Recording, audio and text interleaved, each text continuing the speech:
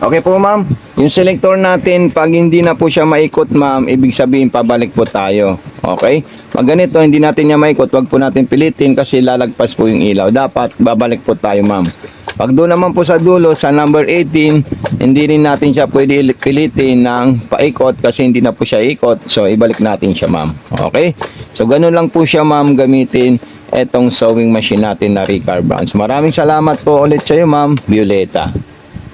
Okay po ma'am, Ma'am Violeta. Ma'am Violeta, ito po yung sewing machine na in-order niyo po sa ating TikTok shop sa Mato Sewing Machine. So wag niyo po kalimutan ma'am, mag-message dito sa maliit na papel po natin ma'am, okay? Dito po tayo magbi-video tutorial pag may mga concern po kayo sa ating sewing machine. Ito po yung YouTube namin, paki-subscribe. FB page namin, paki-follow. TikTok, paki-follow. So ayan po, dyan po tayo ma'am. Pwede magtanong pag may mga kailangan po kayo sa sewing machine na ito.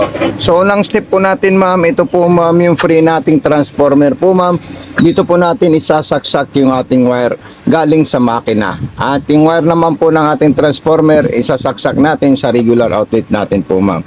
Meron po tayong power on and off switch po dito sa gilid. Ayan po siya ma'am, okay. So unang gagawin po natin ma'am, kung tayo po ay magre-refill ng sinulid, kailangan po natin tanggalin itong bobbing natin ma'am. Ito po yung bobbing natin, ilalagay po natin dito. Ayan, at itutulak natin dyan. Okay, so perfect po yan ma'am. Gumagana po siya ma'am, ayan. Okay, then pagkatapos natin mag-refill ng sinulid, so kailangan po ilalagay natin dito sa bobbing at isasabit natin dito yan ma'am, ayan. Okay, din i-open po natin ito ma'am, i-slide natin yan para matanggal natin. At dyan po tayo maglalagay ng sinulid. Yan po yung unang step natin sumunod sa pag-set up ng wiring diagram. Sumunod naman po, ito naman po yung stopper natin dito ma'am. Ilalagay natin dyan, pwede rin po dito, pero mas maganda po dito ma'am. Okay, so ayan. Then hilain natin yan. So kailangan po ma'am, nakataas po yung pressure foot natin ma'am. Ayan, so step 1, ito na po siya ma'am. Yung step 1, paano tayo maglalagay ng sinulid. Ayan. So tatandaan po natin ma'am, kailangan po natin dito ma'am may pasok. Paano po siya may pasok? Ididiin po natin siya ganyan, pataas. Mayroon po siyang maliit na tainga po doon para umangat po siya. Ikutin natin ito ma'am, itong handwheel na malaking bilog. Ayan po siya ma'am. Okay, then dire-diretso po dito. Ayan, at saka dito sa pinaka hook, ayan. Then pagkatapos naman po niyan, ipapasok natin procedure direction, diretso po papunta po sa likod kung tayo magpapasok ng sinulid po ma'am. Ayan po siya ma'am, pipasok natin sa butas ng karayom, ayan. Pagkatapos, hindi pa nagtatapos dyan, ikutin natin ito para makain niya po yung sinulid natin ng galing sa karayom. Ayan, ikutin natin ito, ayun, bumabaw na po siya, nagsama na po yung dalawang sinulid, hihilain natin yan. Ayan, pagkatapos natin yan hilain, automatic po yan, ilalabas natin sila ma'am sa likod. Okay? Yung tamang paglalagay nito ma'am, tutunog po siya ma'am. Pag ganyan, hindi pa yung tumunog, hindi pa okay. So ito po siya ma'am, ayan. Ikutin natin ito ulit para makain niya po yung sinulid sa ilalim. Ilalabas niya po yung kusa ma'am, ayan. Hilain lang natin ito ma'am, ayun. Okay? So ayan po silang dalawa. Ayan po silang dalawa po ma'am, ayan o. Okay, so very good po yan at perfect na po yan ma'am. So ngayon, ilalagay natin ito at ilalagay natin ito.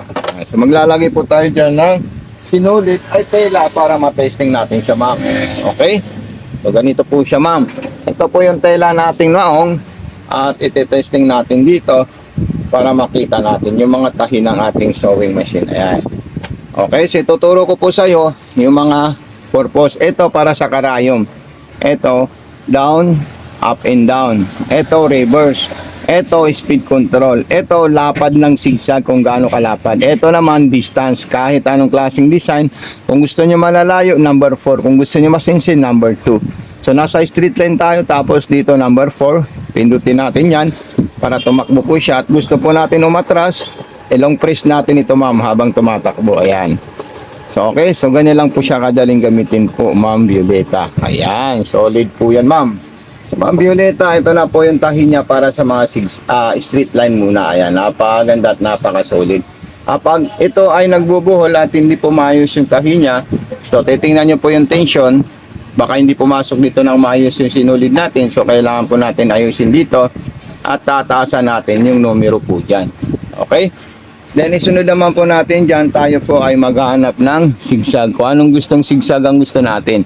Ito ay sigsag na gusto natin, number 3. Wala tayong binago dito. So, ibig sabihin, yung lalabas na sigsag po niya, malalaki po yan, ma'am.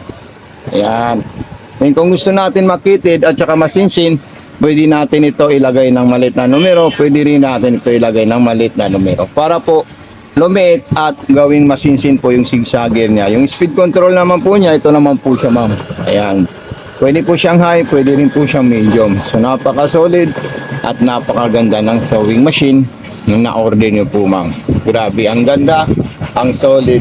Ito po siya, ma'am. Solid na solid po yan at napaka-perfect po siya, ma'am. Okay, so gagawa naman po tayo ng ibang klaseng design. So, ito naman po yung mga iba't ibang klaseng design natin, yung 6 at saka 7. Ang gagandang pang design po yan, ma'am. Okay, so dito naman po tayo sa number 7. Ito po yung selector, yung bilog dito at lilipat po yung ilaw. Okay, so ito naman po yung pang aging niya. Nandyan po siya lahat. At talagang napakaganda po siya, ma'am. Violeta, napakasolid at napakasarap gamitin. Pang garterize po yung 4, 5, 6, 7, 8. Double zigzag po yung number 9. Then panghiming, panglining yung mga iba't iba po dyan, ma'am. Talagang napaka-solid po yan at napakaganda po yung mga design ng sewing machine natin. Okay, so didiretso po tayo sa pang-aging at saka pang-hemming niya.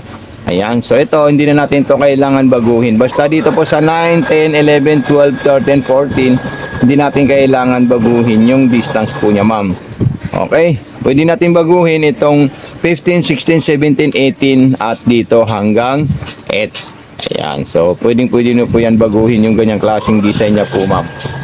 So, ito po, ma'am, yung design po na ginawa niya sa number 11. So, ayan, 10 at saka 11 po yan, ma'am. So, gawin naman natin yung number 13 at saka 14. Ayan, napakagandang design po yan, yung 14 at saka 13. So, napakasarap gamitin po yan, ma'am.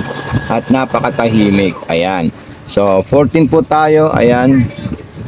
Grabe, ang solid ng pang-aging po niya. Tapos, pumunta naman po tayo sa pang-button holder, yung 15, 16, 17, 18.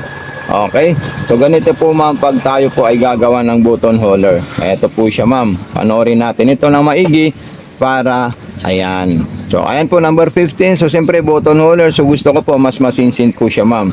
Lock lang po yung 15, din 16. Makikita natin, paabante po siya, ma'am. Ayan, sobrang astig, sobrang ganda ng performance po niya. Then 17, ayan po siya. Okay. Then 18, ayan, paatras naman po siya, ma'am. So, talagang napakaganda ng design niya sa pang 18. Ayan. Ayun, no, grabe, ang ganda. Okay. So, ayan po siya, ma'am. Ayan. So, ito po siya, ma'am. At hiwain na lang po natin siya sa gilid. Okay?